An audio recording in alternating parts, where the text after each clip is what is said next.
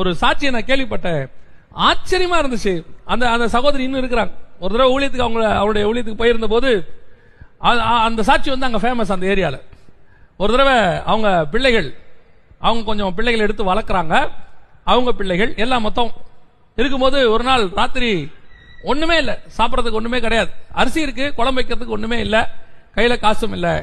அப்போ ஜோ பண்ணிட்டு என்ன பண்ணாங்களாம், ஒரு பாத்திரத்துல தண்ணிய வச்சு ஒரே ஒரு தக்காளி இருந்துச்சாம், அந்த தக்காளி அந்த தண்ணியில போட்டு மூடி போட்டுட்டு கையை வச்சு ஜோம் பண்ணிட்டு சொன்னாங்களா, ஆண்டவரே எங்ககிட்ட வேற ஒண்ணுமே இல்லை, இவ்வளவுதான் இருக்குது, நீங்க தண்ணீரை திராட்சை ரசமா மாத்தினவராச்சே, இதை ஒரு குழம்பா எங்களுக்கு மாத்தி கொடுங்கப்பா அப்படின்னு கையை வச்சு ஜோம் பண்ணிட்டு 10 நிமிஷம் கழிச்சு அந்த மூடியை திறக்கிறாங்களாம், உள்ள சாம்பார் இருக்குது, அந்த அடுப்புல சாம்பார் இருக்குதாம். அவங்க சொன்ன சாட்சி, அவங்க இன்னைக்கும் அந்த சாட்சியை சொல்லுவாங்க.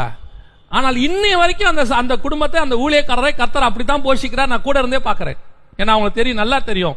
அப்படித்தான் அவங்க இன்னைய வரைக்கும் அற்புதம் அதிசயமா இந்த ஊழியத்தை கர்த்தர் நடத்தி கொண்டே இருக்கிறார். போஷிப்பதற்கு ஒரு நாளும் கர்த்தர் கைவிட மாட்டார்.